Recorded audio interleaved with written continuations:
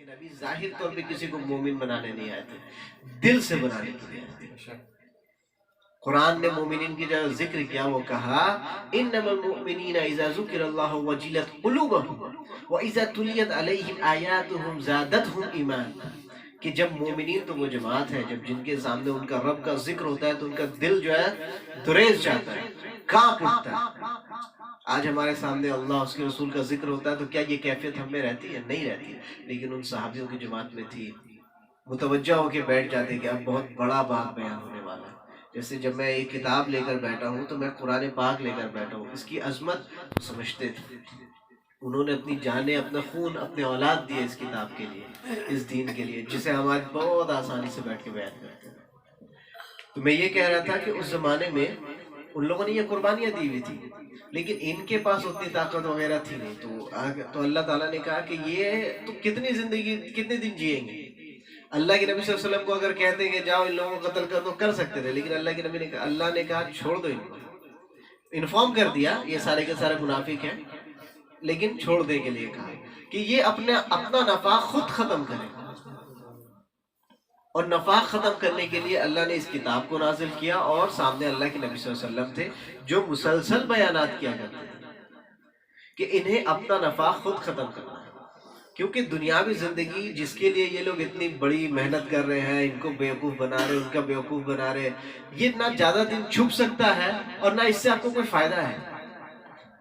اگر آپ آ کر یہ کہہ بھی دیتے ہیں کہ ہم تو آپ کے ساتھ ہیں، ان لوگوں کو نہیں کر رہے، تو اس سے آپ کو کیا بینیفٹ مل جائے گا؟ آج نہیں تو کل آپ کے اوپر تو لوگوں کا تو حق ظاہر ہی ہو جائے گا کہ یار جھوٹ بولتا ہے۔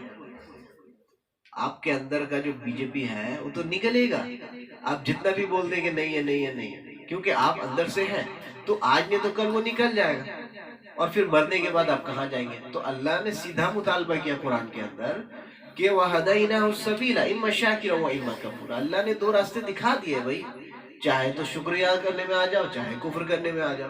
تم بیوقوف اللہ تعالیٰ اس لیے کہتے ہیں ان لوگوں کو، اور مطلب اپنا خود کا نقصان کرنے والا اس لیے کہتے ہیں کیونکہ جب آپ جو ہے نا اگر ڈائریکٹ کافر بنیں گے تو ایک بینیفٹ ہے کہ دنیا کو انجوائے کر پائیں گے، اور شراب پیو، جو بھی سمجھ میں آیا کرو، آخرت میں تمہارے لیے کچھ نہیں ہے۔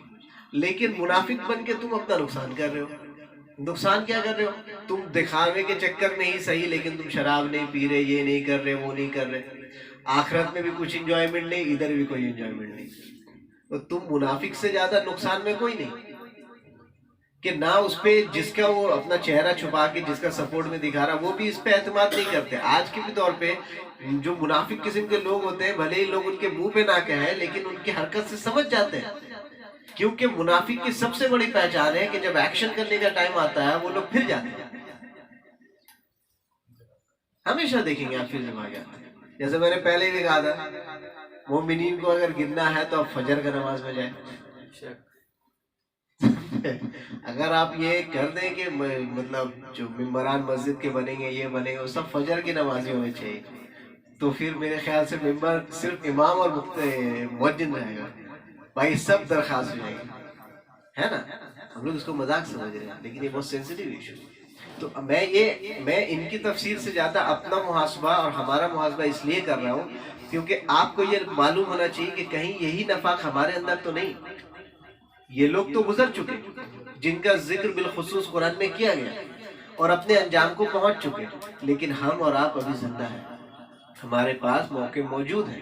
اگر اللہ نے کہا ادخلوا فی السلم کافہ، اسلام میں کھل کے داخلہ، ولا تتبعوا خطوات الشیطان، اور شیطان کی اتباع مت کرو، انہ لکم عدو مبین، بے شک وہ تمہارا کھلا ہوا دشمن ہے۔ تو بھائی دین میں کھل کے داخلہ، اگر اسلام میں داخل ہونا چاہتے ہو، جنت کو حاصل کرنا چاہتے ہو، تو خلوص نیت سے قرآن و حدیث کو مانو، اللہ کے نبی صلی اللہ علیہ وسلم کو اپنا آئیڈل مانو اور اسلام پہ چلو، انشاءاللہ کل کو حاصل ہوگا کچھ۔ لیکن آپ 50-50 میں رہتے ہیں نا، تو نہ یہاں کچھ حاصل ہوگا نہ وہاں کچھ حاصل ہوگا، اور یہ منافقوں کے جو دوسرے طبقے ان کو وہی حاصل ہوگا۔ وہ سوچتے تھے کہ ہم کچھ بہانہ کر کے جنگ میں جانے سے بچ جائیں گے تو پھر میرا مطلب کچھ جان زندگی اور بچ جائے گا۔ اللہ کہتے تھے کہ تمہاری زندگی کتنی ہے، تمہیں پتہ ہے کیا کہ تم پھوڑا سے مرو، اس سے تو اچھا ہے جہاد میں جا کے مرو، شوگر کی وجہ سے ڈر ڈر کے مرو، اس سے تو بہتر ہی ہے کہ اللہ کے راستے پہ مرو۔ لیکن نہیں. تو یہ منافقوں کا ہر طرح سے ہی نقصان ہوتا ہے. جیسے اللہ نے کہا وَمَا يَخْدَعُونَ إِلَّا أَنفُسَهُمْ وَمَا وہ اپنے آپ کو ہی بیوقوف بنا رہے ہیں، کسی اور کو بیوقوف نہیں بنا رہے.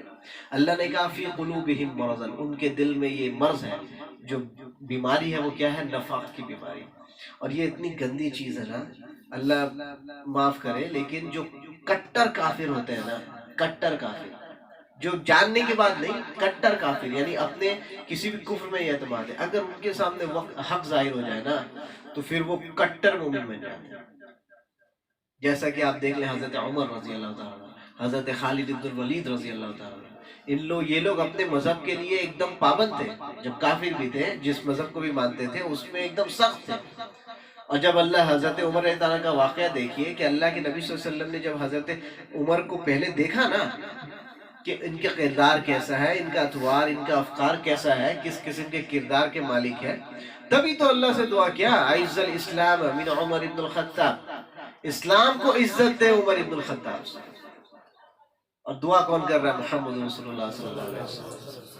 تو ہوا کیا کہ جس دن اللہ کے حضرت عمر ابن الخطاب رضی اللہ عنہ نے اعلان ایمان اسلام قبول کیا، اسی دن کہا کہ اب ہم اس چار دیواری کے اندر اس باتوں کو نہیں کہیں گے، اسے اعلانیہ طور پہ کہیں گے. اور آپ نے دیکھا اور پڑھا ہے کہ کس طرح سے وہ اعلانیہ طور پہ نکلے. انہیں معلوم تھا کہ کچھ بھی ہو سکتا ہے، اور پورے کے پورے گروپ کو، جو چھوٹی سی مسلمان کی جماعت تھی، لے کے نکلے مکے میں. اعلان کیا کہ قولوا لا الہ الا اللہ اللہ اکبر. اور صحابی کہتے ہیں ابن مسعود اور دیگر صحابی کہ وہ پہلا موقع تھا جب ہم جماعت کے ساتھ باہر نکلے اور دو لائن بنے ہوئے تھے، ایک طرف حمزہ ابن ابی مطلب، ایک طرف عمر ابن الخطاب، بیچ میں اللہ کے نبی صلی اللہ علیہ وسلم تھے. تو سارے سردار آ گئے، دیکھنے لگے کہ کیا کر رہا ہے محمد صلی اللہ علیہ وسلم. تو کہا خاموش ہو جاؤ، ادھر حمزہ بھی ہے اور عمر بھی ہے. یہ اس قسم کے لوگ. لیکن یہ جو منافق ہے، یہ اپنے جب گروپ میں تھے اس میں بھی وہ ڈرے ڈرے رہتے تھے، نہ کھل کے انجوائے کر سکتے، نہ کھل کے یہ کر سکتے. اور جب یہ دوسرے مذہب میں بھی آئے، یعنی ان کے یہ گدھے کی ان کی مثال ہے، ان کے اوپر خالی بوجھ دیا جاتا ہے. گدھا نہیں بننا، شیر کی طرح بننا، جو بھی بات کرنا ہے کھل کے.